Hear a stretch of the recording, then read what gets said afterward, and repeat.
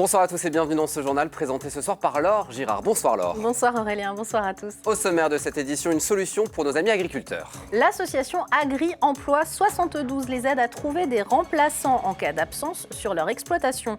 Les explications dans un GAEC à Durtal. Et puis à Ballon-Saint-Marc, les escargots du Maine sont en pleine saison de préparation pour fournir les tables de fête de fin d'année, vous le verrez. Et l'invité radiophonique de ce journal. Éric Lucas, créateur de la radio associative Fréquence Sillé, co-auteur et rédacteur en chef de cet ouvrage, un manuel très utile pour faire de l'éducation à la radio et aux médias, vous le verrez. Mais alors on ouvre ce journal avec la grève nationale des médecins qui a forcément impacté notre département. Au moins 70% de grévistes chez les généralistes et les médecins biologistes dans notre département, selon le syndicat des médecins libéraux en Sarthe. Et la grève se poursuit ce vendredi. Les syndicats demandent un doublement du tarif de la consultation médicale, 50 € au lieu de 25 actuellement, quand la moyenne européenne du prix d'une consultation médicale est de 46 €. Ils s'inquiètent aussi pour leur liberté d'installation, souvent remise en question par des propositions de loi qui veulent lutter contre les déserts médicaux. À noter que les pédiatres mobilisés contre la propagation de l'épidémie de bronchiolite en ce moment ne participent pas au mouvement de grève. Une plateforme à présent pour remédier au manque de main-d'œuvre agricole, eh bien ça existe et ça s'appelle Agri-Emploi 72. Absolument, elle recrute, elle forme et elle met à disposition des salariés au service d'exploitation agricole. En cas d'arrêt maladie ou de congé, c'est à elle que font appel les agriculteurs, un outil indispensable dans un secteur qui peine à recruter, vous le savez. Exemple à la frontière du département à Durtal avec Enzo Maubert et Florian Wozniak. Nourrir ses bovins, Gilbert le fait quotidiennement depuis plus de 30 ans. Mais au printemps dernier, une opération chirurgicale l'oblige à tout arrêter. C'est donc Yann, un salarié du service de remplacement agricole, qui a pris le relais. On a été mis en contact la semaine d'avant.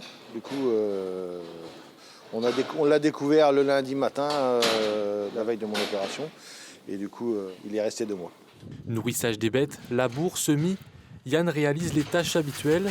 Un défi pour ce jeune de 20 ans qui, du jour au lendemain, a dû s'adapter à l'entreprise familiale. Les premiers jours, je ne savais pas où me placer, à vrai dire, parce que je ne savais pas comment il fonctionnait. Et puis, plus les jours défilaient, plus je voyais comment il fonctionnait. Et puis, plus les jours passaient, plus je me suis senti à l'aise. Et puis, c'était parti comme ça déroulait, entre guillemets. Un moyen aussi pour lui d'acquérir de l'expérience. Ça permet de découvrir de nouvelles choses, parce que d'une exploitation et à une autre, ils ne fonctionnent pas pareil. C'est pas le même système. Ça m'a permis d'avoir plus de conseils, d'avoir des connaissances en plus sur des choses que je ne connaissais pas.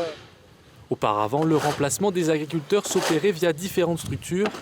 Il est désormais géré par une association, Agri-Emploi 72. C'est elle qui se charge du recrutement et des démarches administratives. On s'occupe vraiment de tout, en fait, du recrutement des salariés, parce qu'à l'heure actuelle, ça reste difficile. Donc nous, on a aussi des partenaires, de nombreux partenaires sur la Sarthe, et donc on fait jouer aussi nos réseaux de manière à trouver et à mettre à disposition un salarié chez les agriculteurs. Le service est ouvert à tous les Sartois en recherche d'emploi, même sans expérience. Un tremplin pour se lancer, alors que dans la région, il manque 3000 employés agricoles. Un préavis de grève est déposé par le syndicat Force ouvrière à la CETRAM suite au caillassage à répétition de bus sur les lignes T3 et 26, mais aussi pour le maintien du pouvoir d'achat et contre la réforme des retraites. La grève est donc annoncée pour les journées du lundi 5, vendredi 9, vendredi 23, samedi 24 et samedi 31 décembre. Par ailleurs, suite au fameux caillassage, la CETRAM modifie les horaires des 2 lignes concernées, la ligne de tram T3 et le bus 26. Donc, leurs terminus vont changer le week-end à partir de 18h15. Toutes les infos sur cetram.fr. Justice à présent, Laure, et ce Sartois restera en prison pour le moment. L'homme de 28 ans mis en examen pour la mort du brigadier-chef Éric Monroy le 6 août 2020. Souvenez-vous, les circonstances, c'était dans le cadre d'un contrôle routier. Le Sartois avait commis un refus d'obtempérer et avait causé la mort du policier. Eh bien, ce mercredi, la chambre d'instruction de la Cour d'appel d'Angers a rejeté sa demande de libération. Son procès aux assises de la Sarthe doit avoir lieu au second semestre 2023. On va parler éducation, médias et culture générale avec notre invité, c'est Éric Lucas, le créateur de Fréquencier qui est sur notre plateau ce soir. Je comprends que vous bafouillez, Aurélien, parce qu'on a un homme de radio avec ça. nous. Alors pas forcément, le ça faire. fout la pression. Merci d'être avec nous, Éric Lucas, Merci de me grand recevoir. militant pour l'éducation populaire, l'éducation pour tous, délégué national à l'éducation média, à la francophonie et à la coopération au syndicat national des radios libres. Et vous êtes à présent co-auteur et rédacteur en chef de cet outil indispensable à tous les professionnels de la radio qui veulent faire de l'éducation, de la pédagogie radiophonique.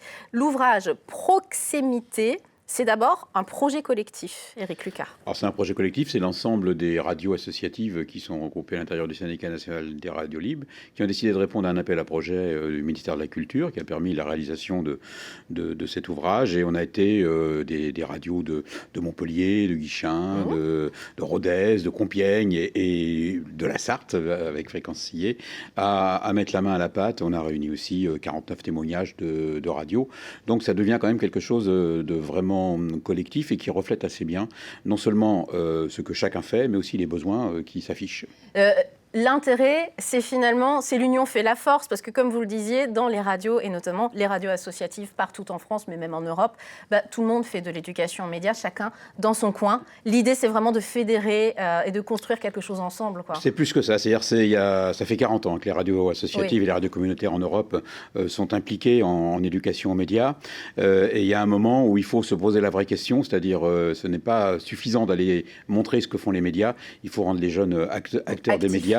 Et là, il faut se poser la question de la pédagogie, c'est-à-dire qu'il ne s'agit pas de faire la plus belle œuvre radiophonique, le plus beau journal avec des jeunes. Il s'agit surtout de voir comment on les fait chacun avancer par rapport à l'expression et à la citoyenneté et à la responsabilité face aujourd'hui au flux d'informations qui passent par les réseaux sociaux. Et c'est là-dessus qu'on a travaillé ensemble, monde des médias et monde de l'éducation, ce qui explique d'ailleurs la préface de Pape Ndiaye, ministre de l'Éducation nationale. Ouais, on est là pour travailler ensemble. Il y a du beau monde, Pape Ndiaye qui préface ministre de l'Éducation nationale, Roch-Olivier Maistre, président de l'ARCOM, ancien CSA, Divina Frau Meggs, chaire UNESCO, savoir devenir Université Sorbonne Nouvelle. Ça donne du poids à un tel document, d'avoir des gens qui valident, qui adoubent finalement ce projet. Sans trop d'emphase, je dirais, c'est l'idée de la nation qui se mobilise face à une cause qui mériterait d'être une cause nationale. Et il y a une pétition d'ailleurs en ligne, je le précise, pour que l'éducation aux médias devienne une grande cause nationale. Voilà, et il faut se donner les moyens de nos ambitions. On dit oui, il faut faire de l'éducation aux médias parce qu'il y a un besoin urgent par rapport à la façon dont les infos nous arrivent et parfois où certains les partagent directement sans vérifier. Donc démultiplier en fait. Alors justement, exemple super concret et un exemple local. On va voir à l'image. Alors, je prends, le document, c'est page 48, un extrait du Perche, décembre 2018. À gauche, le bon. À droite, une fake news totalement pipotée par vous, en fait, même par vos soins. On était dans une action d'éducation aux médias avec la mission locale Sarthe-Nord. Et donc, on avait repris une page normale d'un journal et on avait modifié des éléments à l'intérieur. On était rentré dans le code, en gros. Et quand on capture ça en page écran, on peut faire circuler la page écran. Et c'est facile à faire. Et c'est d'une facilité, on le fait en dessous avec un tweet de Macron, pareil, pour montrer que, donc, attention à ce qui circule. À gauche, à Mamers, les automobilistes se ruent aux pompes par peur de manquer de carburant. Ça, c'était la réalité. Exact. À droite, à Mamers, les automobilistes se ruent aux pompes. 3 blessés graves hospitalisés au Mans. Et là, on rajoute de l'emphase, on rajoute de la dramaturgie. Et c'est souvent ça, les fake news. C'est quelque chose qui nous alerte plus fortement parce que c'est emphatique, en fait.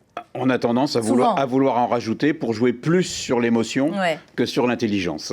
Il y a des QR codes également, je le précise, beaucoup de QR codes qui vous amènent avec vos smartphones et les smartphones des jeunes notamment à plein d'autres documents. Et puis un truc très important pour finir, un glossaire à la fin, mais qui prend un quart de cet ouvrage où on trouve absolument tous les mots clés des médias et de la presse aujourd'hui. Et ça, c'est vraiment très, très intéressant, même pour des enseignants, des profs. Alors, c'est une démarche...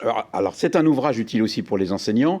Et le glossaire, on a volontairement croisé l'approche média et l'approche pédagogique et l'approche du langage du système éducatif, ce qui fait que c'est vraiment utile à tout le monde et ça rénove un peu en même temps l'image. On a même mis par exemple dans les définitions le « yaka faucon voilà. en disant qu'en radio, ça n'existe pas Voilà. puisqu'on est toujours dans l'obligation de réaliser et pas de poser de questions à un moment sur l'opportunité de quelque chose. Voilà. On le conseille à tous les pédagogues, tous les gens de radio, mais également, pourquoi pas les enseignants, parce que c'est vraiment hyper simple d'utilisation et vous pouvez vous le procurer sur le site snrl.fr pour le syndicat national des radios libres. Et puis si vous voulez des infos, vous pouvez aller sur fréquence-siller.org pour Fréquence Siller. Et je peux vous dire qu'il part bien, que des collectivités départementales, par exemple, en ont fait l'acquisition pour l'ensemble de leur collège. Puis pour info, Fréquence Siller, si vous êtes dans le coin de Siller-Guillaume, c'est 97.9. Merci beaucoup Éric Lucas Merci d'avoir à vous. été l'invité de ce journal. Direction à présent Ballon-Saint-Marc à la rencontre de Hugues et Géraldine Milot. Ils sont héliciculteurs. Ils élèvent des escargots. Ce mois de décembre est le temps fort de leur année. Ils réalisent pendant la période des fêtes plus de 50% de leur chiffre d'affaires. Connus et reconnus sur le territoire et même hors du département, leurs gros gris se retrouvent sur les tables d'une quarantaine de restaurants. Hélène Galliana les a rencontrés. Voilà, donc le gros gris vif. Donc on voit ici à la pointe de la coquille, ce qu'on appelle l'apex. En fait, c'est la taille du essaim d'origine au moment où il a été mis en parc. Donc à petite pointe, et durant toute sa croissance, en fait, ça va être un enroulement perpétuel jusqu'à ce que l'escargot ait cette forme et sa visière. Ici, chaque année, plus de 500 000 escargots sont produits dans cette ferme de Ballon-Saint-Marc. Depuis 13 ans, ils sont élevés par ce couple qui ne compte pas ses heures, surtout en ce mois de décembre. Là, en ce moment, nous, on est en train de mettre le beurre persillé dans des escargots que nous venons de réencoquiller.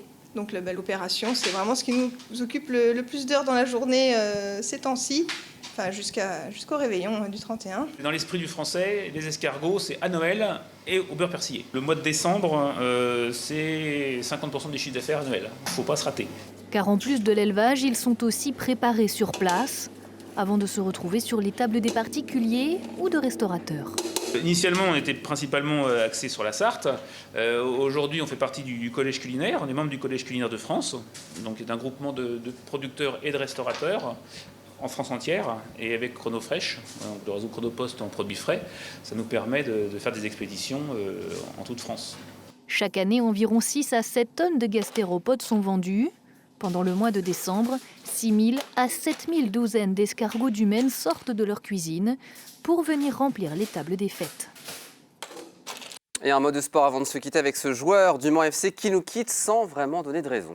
Fadel Koumisti avait apparemment le mal du pays. L'attaquant élu meilleur joueur du championnat national l'année dernière quitte le Mans FC pour retourner vers son club d'origine Concarneau. D'après nos confrères de France Bleu Maine lundi dernier, pendant que le Mans FC jouait contre Châteauroux, il semble qu'il ait publié sur son compte Instagram une photo de lui sous le maillot breton avec en fond sonore une chanson du groupe PNL commençant par les mots « Je veux rentrer à la maison », ce qui tend à prouver qu'il ne s'était pas vraiment intégré au groupe.